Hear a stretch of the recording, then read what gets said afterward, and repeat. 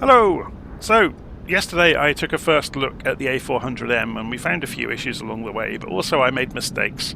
And as a bit of a dog with a bone with this sort of thing, I'm returning to the aircraft to do a short flight with it today, to hopefully work around some of the issues that I made myself along the way.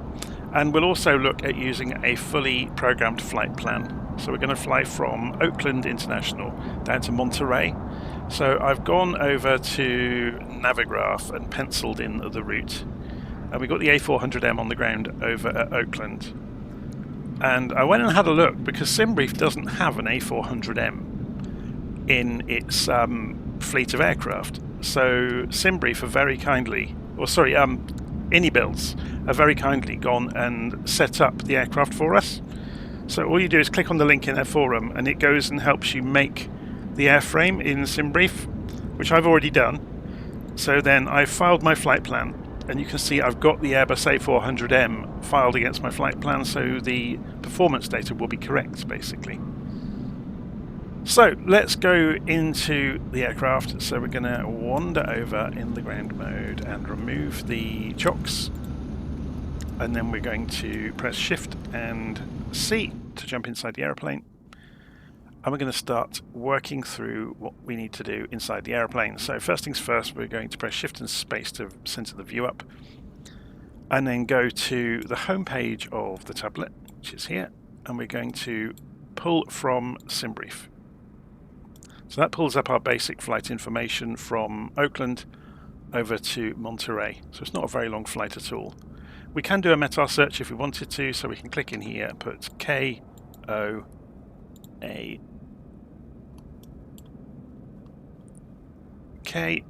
if I can control my mouse, and click search and it will do a METAR.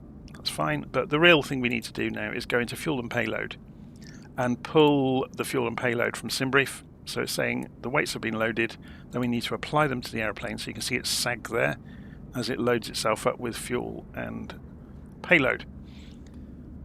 Okay, so we then come over to the overhead panel. So back in the airplane, we can press Shift and Space to reset our view. And I'm going to press Alt and 1, that's my pre-programmed view to look overhead. I've got that recorded in a video and in the notes that I've written up, so the procedure I'm following is very much a functional procedure that does the basics to get the airplane up and running.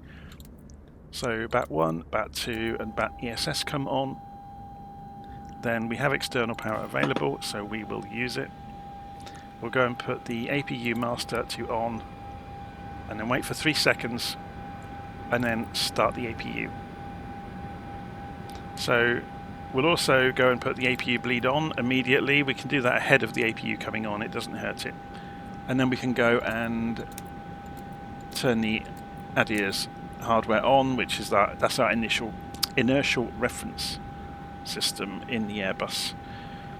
So we go and put the nav lights on to tell crew outside that we are in the aircraft and firing it up. We'll go and put the seatbelt signs on because we'll be moving fairly soon. We'll go and put the emergency exit lights to armed. We're going to go and turn all the fuel pumps on in readiness to start the engines.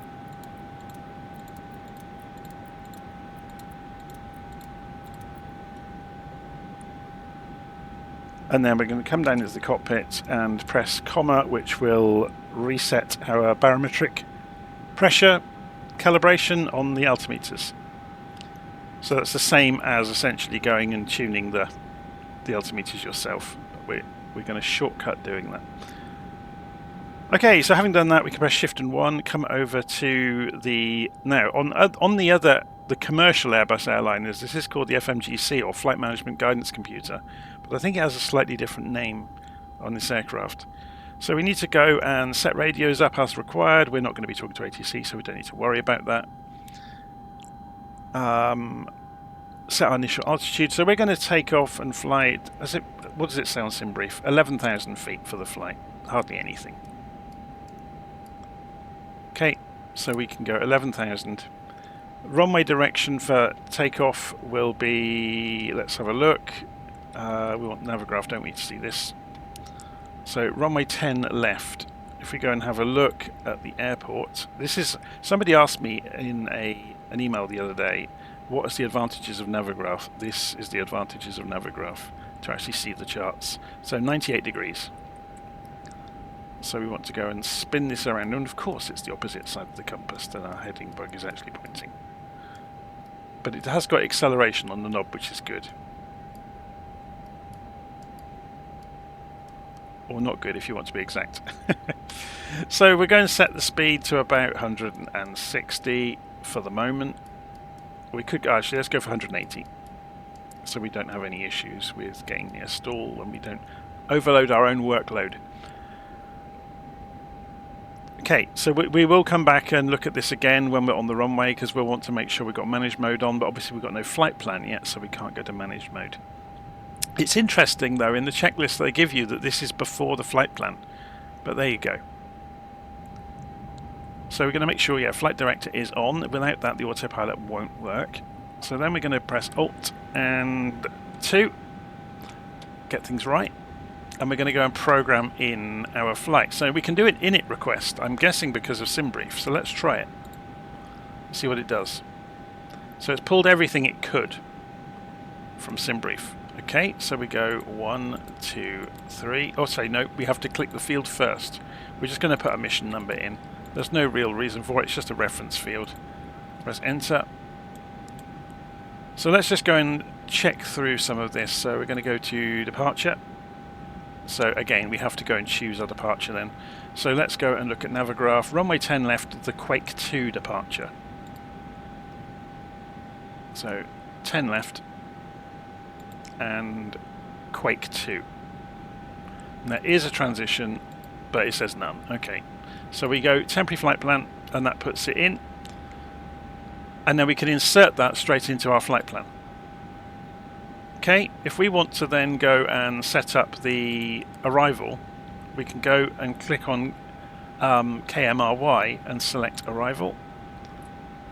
And we want to be just runway 10 right, and it's the ILS for 10 right. Okay, so 10 right into Monterey, ILS for 10 right. And there's nothing else to do there, so we put that in our plan as well. So obviously we've got discontinuities galore. We can't fix any of that until we insert this in, so we'll do it. So we want to put some waypoints in the middle of the route, or they should already be there. So we should have, let's go and have a look. If we scroll up the flight plan or down the flight plan and have a read. So that was the end of the departure. Then you've got Nook, Wipeout, Penny, Zebed. So let's go and have a look. Nook, Wipeout, Penny, and it's put a Zebed in from somewhere. Let's go and see if that is part of the approach. There it is. Yeah, it's part of the ILS approach. Look. Okay, so we can just go and get rid of the discontinuities. So we can delete that one. Famous last words. Now there's a manual in front of it. Look, that's why it won't get rid of it. So we're going to delete the manual. In the real world you wouldn't, but we're going to. And then we can get rid of that discontinuity. And then that takes us straight through. So that all knits up neatly. Okay, so having done that, you will see we've got a solid line on the navigation display, which indicates that the flight plan hasn't got anything wrong with it. And then we can, what do we do next? Let's go and double check my notes. So we've done the flight plan bit. We've kind of shortcutted the entire system. Let's go and have a look in it and go and look in fuel and load and make sure, yeah, there's no numbers in here, look. Now it's interesting that didn't come in from Navigraph, so we'll go and fill it in. I'm just going to clear out the messages. So if any messages do come up, we're aware of what has come up. So we want the zero fuel weight. So if we go and look over on this tablet, the zero fuel weight is 104.5. So it's in tons. So you have to divide the kilograms by 1,000. 104. Oh, sorry, done it again. You need to click on the field first, and then you can key it in. 104.5. And then we want the zero fuel weight centre of gravity. So if we go and have a look over here, ZFWCG 28.6. So again, click in the field first, then 28.6. You can see that's gone in. Don't have to press enter. If it's expecting a number of digits and 1 decimal, it will press enter essentially for you. So block fuel, how much fuel are we carrying? So we got the fuel here, we got 49.9, so we got 50 tons of fuel. So we click on the fuel field, if you can get to it, and type in 50 and press enter. Okay, so if you wait a second, it should update some numbers. There we go. It's done everything else. Okay, so the next thing we want to do is go over to the performance data for takeoff. And you can do a takeoff performance calculation, and it will calculate the numbers. And if you press it again, it will transfer it all over for you. So that's all done as well. And it's done this takeoff data uplink, which is fine. Okay. So you can go through the various phases of the flight and configure things as you wish. We're just going to leave everything as default. It should be fine. So there's the approach. So you can go and put winds in and things like that at the destination. I think there's hardly any wind today, so there's hardly any point doing it. Okay, so we've got the flight plan sorted out. We've got the performance and the payload data filled in. So we can go and get the engines running. So overhead, we're going to go and put the beacon light to bright. We're going to go and set the engine start. Now let's see if this is hooked up to my controller. It is. So ignition start is on. And then for each engine in turn, we're going to come down to the back of the pedestal. And we're going to advance each of these to feather. And then we're going to look up and watch the numbers. So you get a white box around each engine as it fires up. So you get it also on the display on the right as well. So you'll see the N2 numbers and N3 numbers increasing. If we go and look outside, you can see the engine spinning up. So when those white boxes have gone away, we're okay to advance the next engine. So that one's now available, the engine's up and running. So we can come back down and we can advance the control lever for engine number 2 to feather, and you'll see the ignition sequence starts up on engine number 2.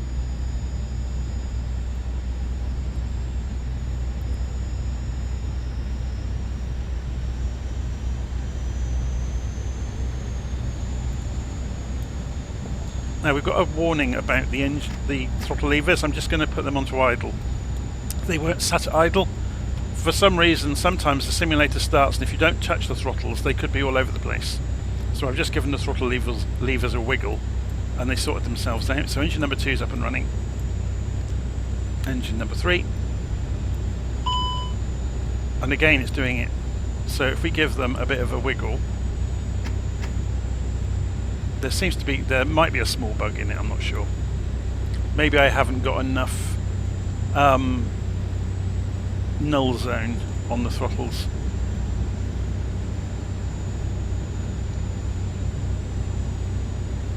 Okay, it's sorted itself out now, look. So wait for the engine to come up, it's nearly there.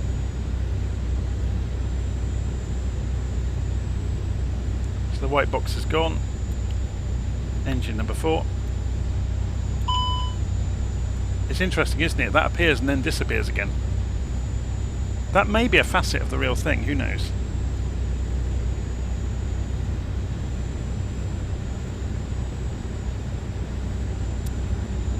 So we're going to have a look outside while we're waiting for that. See where a big old noisy lump sat on the ground.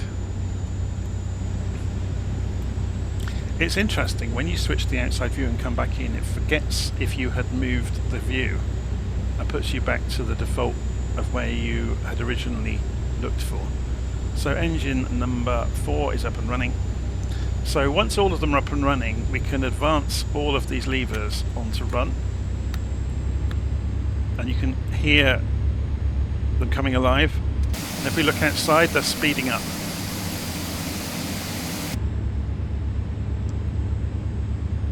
Okay, so let me go overhead, and we're going to go and switch back to norm. I just did that with my controller.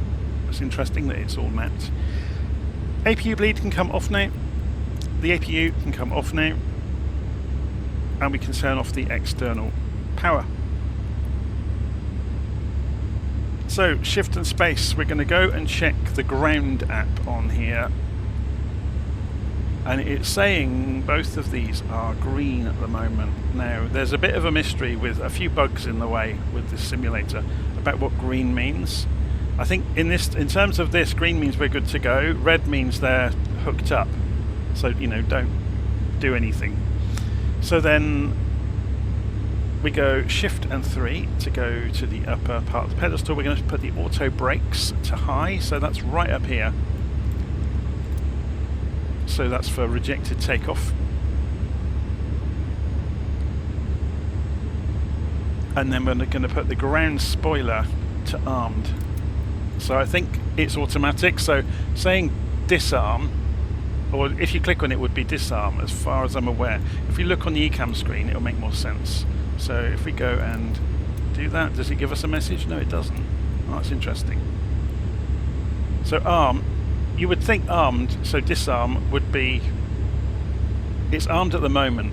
To click it would disarm it, you would think. But then dark is good. I'll have to go and read about it. So that ground spoilers are armed. There we go. It just takes a second to happen. Some of the logic, it kind of you end up double thinking yourself. So yaw trim, we need to go and press the reset button next to the yaw trim, and then we can set the flaps for takeoff. So we're going to go flaps 1, and then we can push back. So we don't need to push back today, so if I press shift space, you can see we're in a parking area. So we're going to go overhead, put the takeoff taxi light to on. Then back in the back of the cockpit, we're going to go and turn the predictive wind shear to on. And we're going to go and taxi out to the runway now. So let's go and see which way we need to go. So if we go and pull up the chart for the airport in Navigraph. So we need to go out of here, right, we're taking off 10 left, aren't we? So out of here, right, and then left, left, left. So go around the airfield. So off the parking brake.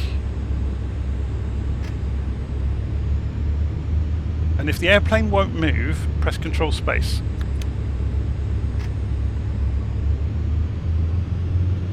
Yeah, this is almost certainly the bug with the chocks.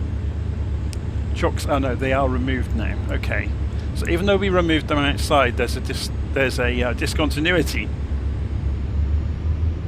Now press control space again, and we're moving. I think. No. It's just so and so, isn't it?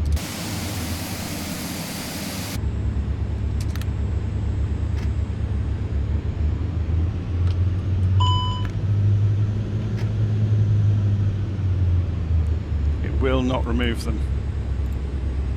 Chocks are set, chocks are removed.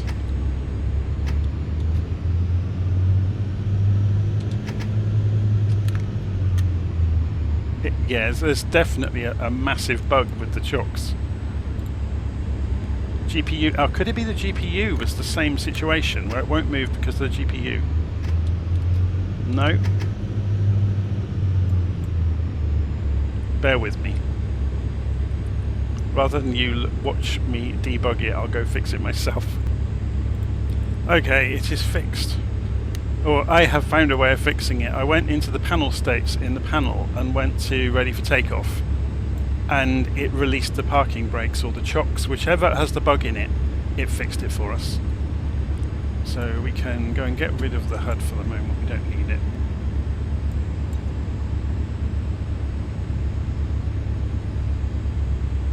So we're going to go and taxi out and hopefully get across this road, which doesn't seem to be modelled very nicely. So is this going to blow the airplane to pieces? So I'll slow right down.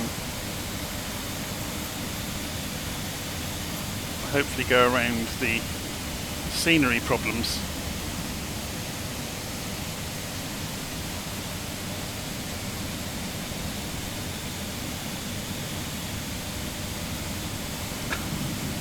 I've heard of some rough runways, but that's ridiculous.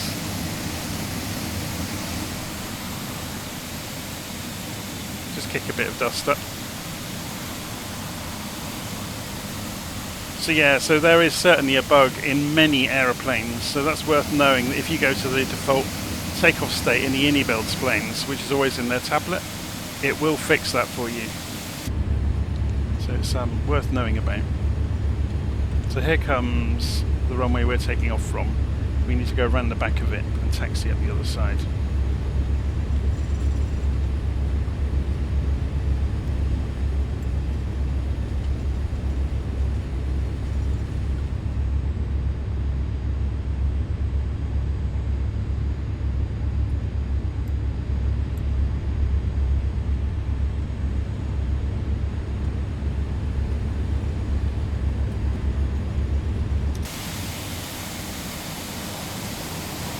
Yeah, it's interesting, isn't it? There's just that small bug that it's probably a scenery bug, a simulator bug to do with the chocks. Who knows? But something gets out of step somewhere and locks the aeroplane where it is. So it's good to know that changing the panel state fixes it. So no combination of toggling the brakes or using the controller was going to fix it.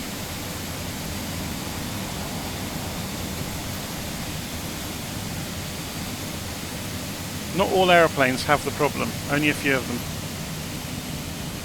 And it's not consistent either. Sometimes it happens, sometimes it doesn't.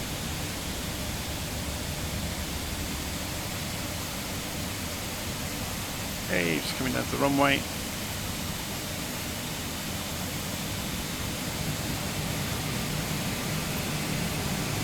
And we appear to have very little in the way of brakes, so just overshot. This is interesting because we're going to use the old route on to see what happens. So watch the dust. It's kind of fortuitous in a way because you get to see this.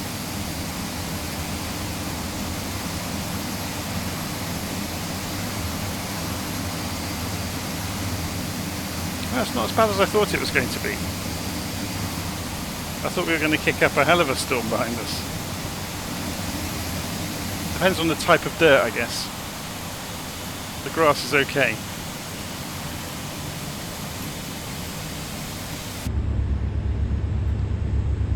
Okay, so we're going to put the parking brake on now and go. So you can see we've still got our route, it's still in one piece. Because we went for takeoff, we're going to see that the strobes are on bright and beacon is on, landing lights are now on, so we just taxied with the landing lights on, but we'll give ourselves a pass on that due to the bug. So we should be good. So, get our view straight down the aeroplane. We'll go and, actually before we go anywhere, let's go and put this back on the home screen of where we're going. So 10,000 feet, it's gone managed mode on the altitude, it's gone managed mode on the heading. We'll go and set the climb out speed though, because we will go auto throttle as well. So if we set it to say 180 knots, we could go managed as well. Let's see what it's going to do. Actually, before we do that, let's just go and double check then. So if we go and look in here, we've got rotate speed 124, 174. I'm just looking at some of the speeds, so it should try to hit some of these speeds. We've got flaps 1, so come off the parking brake.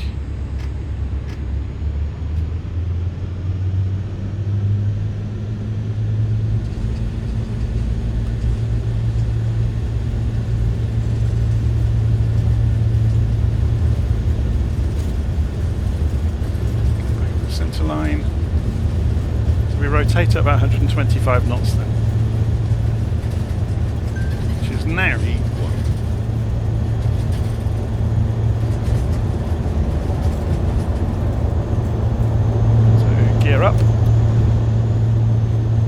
keeping an eye on that speed. We're coming up to 160 knots, 170, and we're going to turn on the autopilot.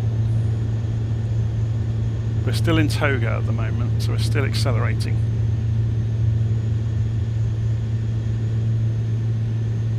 So then we're going to pull the throttle back.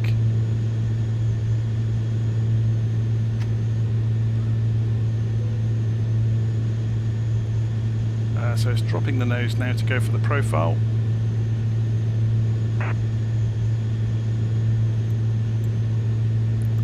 We're going out towards our first waypoint, so as it increases in speed we'll lift the flaps.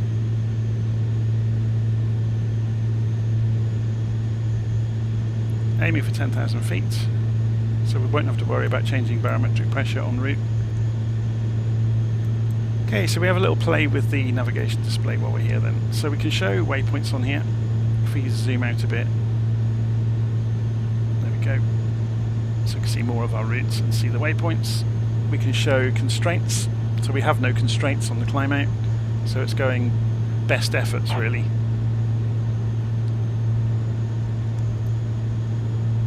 So if we press backspace, we can see the aeroplane from outside climbing out on autopilot, following the route.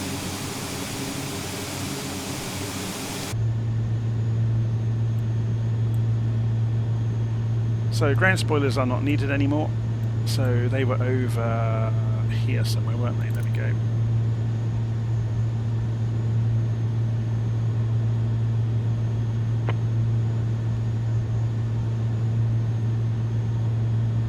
So we just got the landing lights and the seat belts.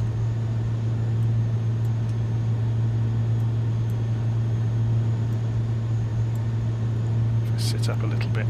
I'm not going to bother with head tracking for this flight. So should we have a play with the head-up display as well? So if it's collimated, so you have to have your head in the right position to see through it. So you can see there. It's very cool, isn't it?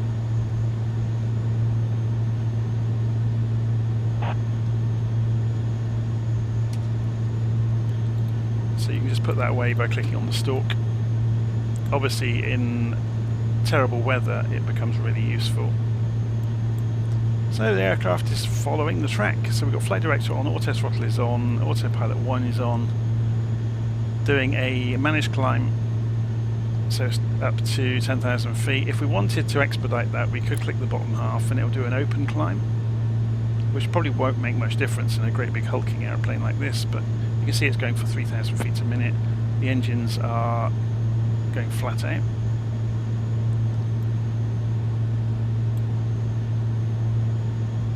So we should presently come to 10,000 feet. So when we get to 10,000 feet we can go and switch off the landing lights, if we're following commercial rules. So while we're flying along, should we go and have a look at the flight plan page on the machine and see what it says. So we're heading towards Nook at the moment, which is why it's lit up. So you always see the previous waypoint at the top of the page and then the next waypoint. If you manage to delete the previous waypoint, you'll be in trouble because you won't be able to program. I found out there is a hole in the system there if you manage to do that. I've done it a couple of times in the past while tinkering. The flight management systems don't like being tinkered with in mid-air too much. Obviously it's fine to insert waypoints and things, but if you remove the first one, you can have a hell's job getting it to operate correctly again.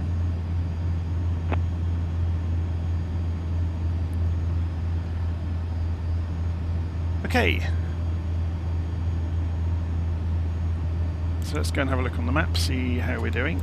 So we've just gone out to this initial turn. We're over the south end of the San Francisco Bay, coming past San Jose in a moment off our left wing. San Jose down there. Let's have a look from outside.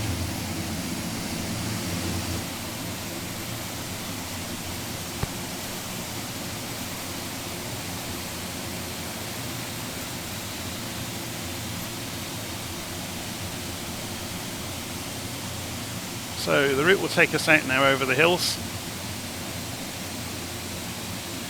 and then we come back down in for our approach into Monterey, which is just over there in the mist.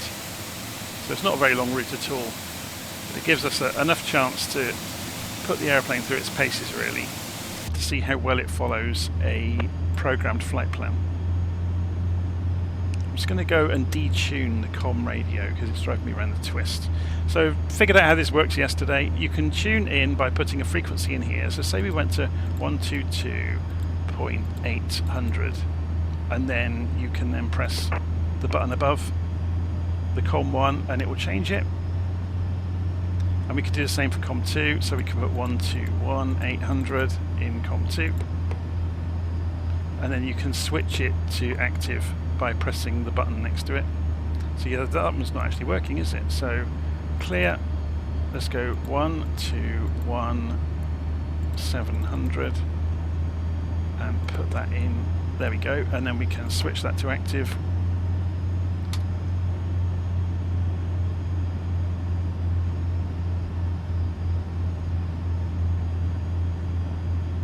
I'm not sure if this one works, so if we go clear 122.600 and we click here, yeah, it doesn't quite work for some reason.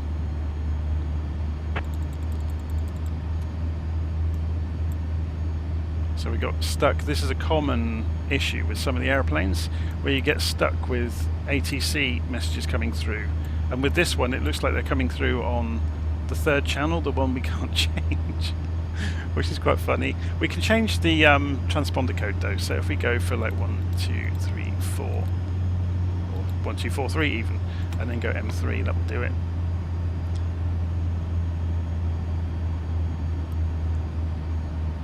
Okay, we're coming up to wipeout, and this is going to be top of descent. So we're going to go and set this for the height we want to be at when we come into Monterey. So we want to be, if we go and have a quick look at the ILS, 2,600 feet. So if we go and set this for 2,600 and then do a managed descent to 2,600 feet. So we are below profile but dots, but whether that means much in this version of the aeroplane, I don't know. So while playing with this yesterday, I discovered if you roll the outside knob, you get the plan mode. You can see us just leaving the last waypoint. So you can scroll up and down in here to move the waypoints. So you can see we're on our way to wipeout.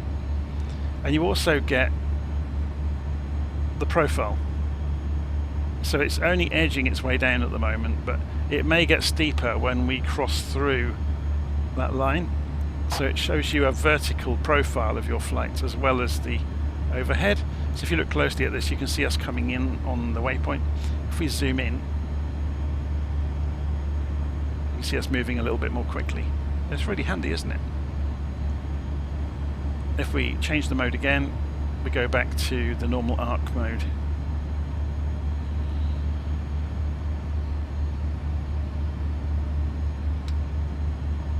Okay, so we've left the landing lights on throughout because we never spent much time at 10,000 feet anyway.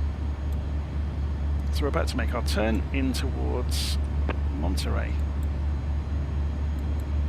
I can't imagine it's going to take 26 miles to lose a few thousand feet, but we can keep an eye on it. Everything is a voyage of discovery with this airplane at the moment, so figuring out what it wants to do and what we want it to do and what it should do and what it does at the moment are there's a bit of a gap between.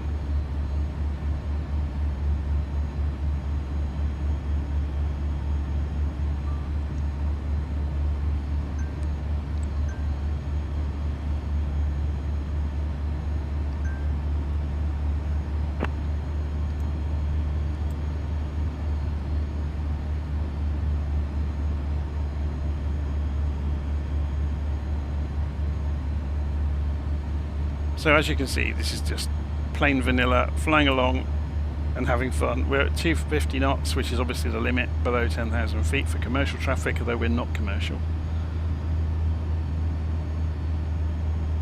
obviously you can change that in the performance data. Shall we go and program in the data? So it's saying check dest data, that's fine. So if we go into init and go to, or is it in performance? I can never remember where these things are. There we go, performance. Destination, approach, if that dialog wouldn't come up. Right, so we want the wind at the destination. So we'll go and pull up Monterey and we'll say open the airport and show us the weather in Navigraph, and it's going to say the wind is calm, so it is 0. So we should be able to type in 0.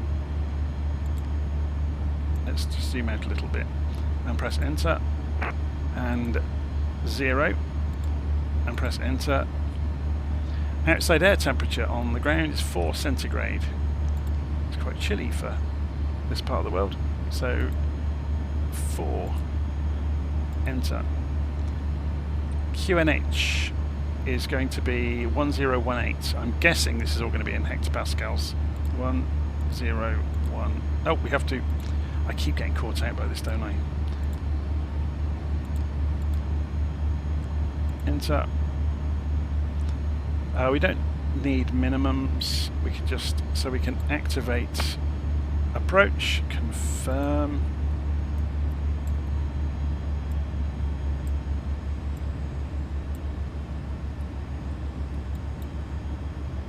So let's see how that descent is going. We're still at 6,000 feet. We need to be 2,600 by the time we come in at Zebed. Okay. So we are coming down now.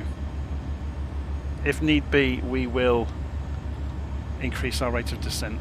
So you can see Penny is just coming into view. So there's Penny.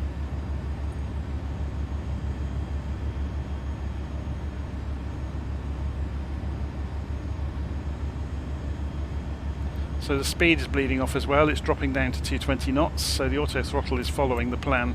There's obviously some restrictions there. So if we show them, if we show constraints, although constraint isn't the same thing as our planned deceleration.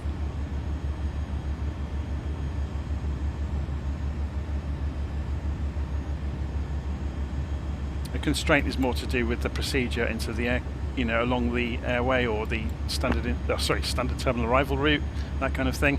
So this hasn't got any blue underlined or overlined numbers for the altitude, so we're fine, and there's no speed restrictions as far as I can see. It's up to us just to do it in a sensible manner. So transition altitude is 18,000 feet, of course, because it's in the US.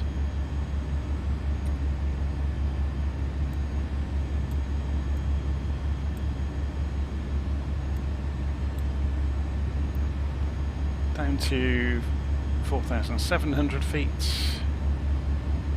I think we're going to be okay.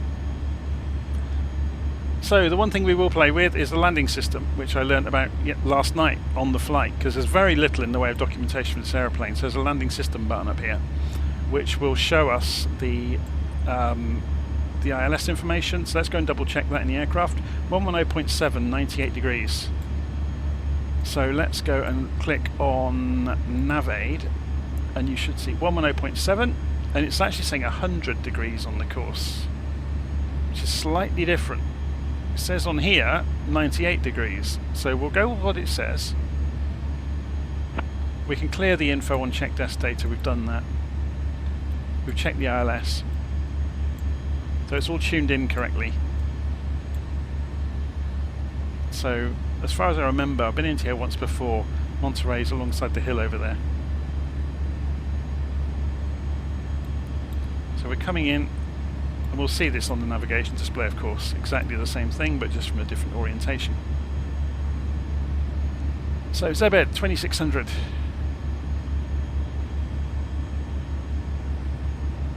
We're going to put the first stage of flaps in.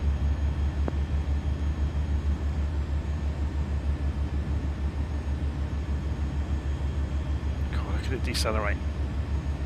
Is it bringing the engines up to match that, or is it just going to fall back? Yeah, it's just falling back, isn't it? To approach speed, basically. It's interesting to see how it behaves.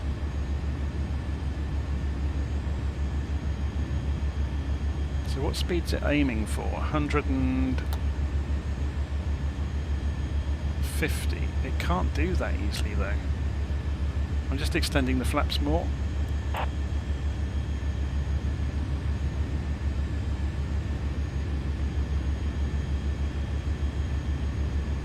So there's flaps 2 I've just given it.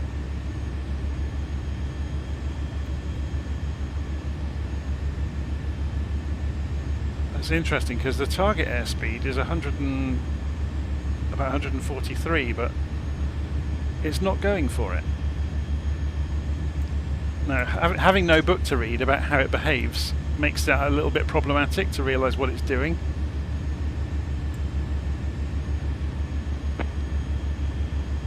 So as soon as we straighten up on the runway direction, because we're almost within the arc now, yeah, we're just coming up to it. We could go landing system view, so if I go Shift and Q to bring us down a bit, click the landing system button, you can now see the localizer and the glide slope.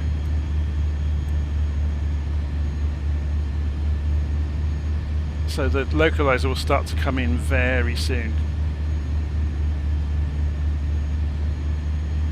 I'm not sure if this has auto land, we'll find out in a moment. As soon as we straightened up, I'll start turning other systems on. So we're going to go and put the flaps to the next level, flaps 3. And we're going to get gear down.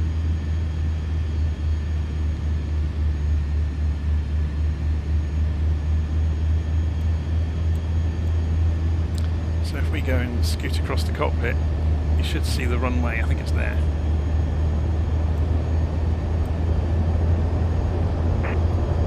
So you can obviously hear the noise of the air resistance of the undercarriage. So you're hearing the air hitting all of this hardware. I wish ATC would go away.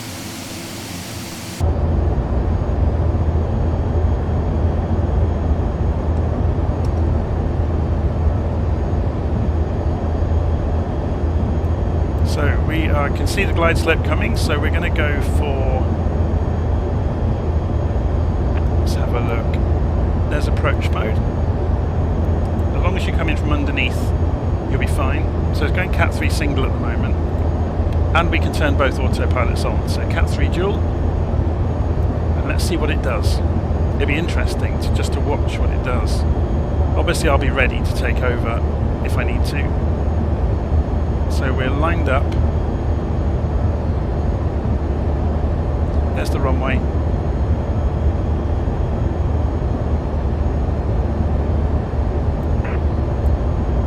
Now we'll go final stage of flaps. And it's going to overspeed us, look, because it's got there ahead of the. It's warning us. I'm just going to put some spoilers in to help us slow down a little bit more quickly. There we go. It's quite a narrow window at full flaps, isn't it? We've got about a 20 knot range. Obviously that's going to be dependent on payload.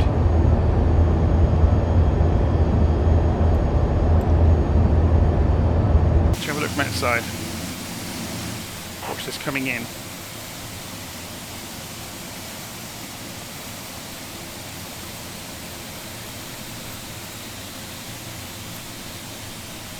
I need to go and have a look at this in the settings of the simulator to stop this doing this. It's annoying.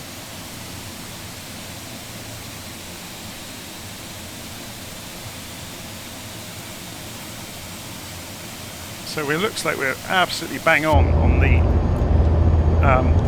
PAPI lights. So we're coming down 1,400 feet. 1,000. I want to see if it has flare mode. You would expect it to, being a modern aircraft, but you never know. So I'm going to be ready to take over when we get to the last couple of hundred feet.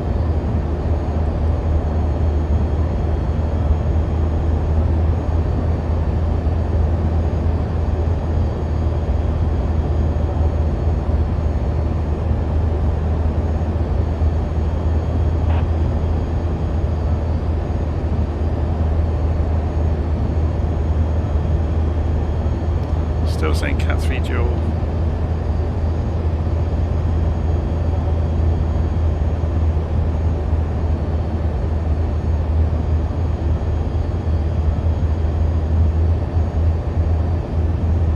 We're getting closer to the ground. Has it got auto land? 400. Land, yes it has. 300. So it'll be interesting to watch what it does. 100. Will it flare on its own, or am I going to grab it at the very last moment? 50, 40. It's flaring. 30, 20, 10. Oh, it was very hard though. So wheel brakes on, the autopilots come off automatically. Auto throttle can come off.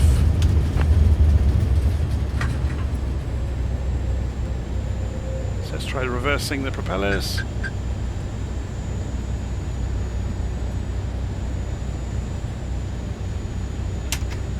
And turn reverses off. And we're down.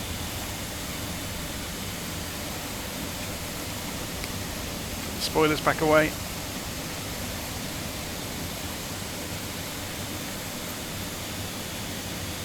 So there we go.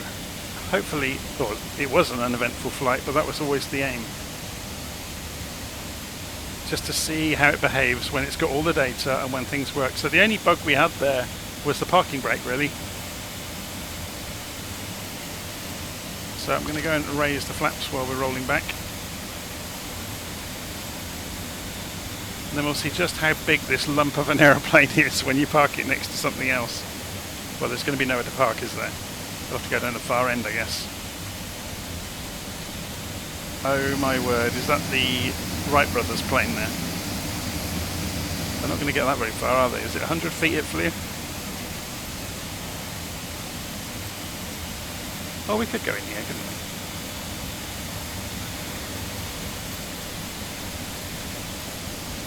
we? We might stick out into the taxiway somewhat. Oh no, there is someone there. Okay.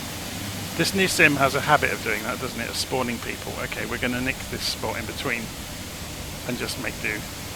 So parking brake on. Back inside the cockpit. If you don't have external power available, it'd be interesting actually to see, because obviously at the moment we don't. So if we were to come into the tablet, I'm just trying to avoid going to the APU and having to wait for it to fire up. If we go to ground and say give us an APU and put some chocks in place, and we've now got external power available. So now we've done that without using the APU, we can go and shut the engines down, because bus transfer of power in Airbus is automatic. We should have had the lights off as well, by the way, on the taxi in, but nobody saw that. You can't prove anything. So we'll go and turn the beacon lights to off. Strobes can come off as well.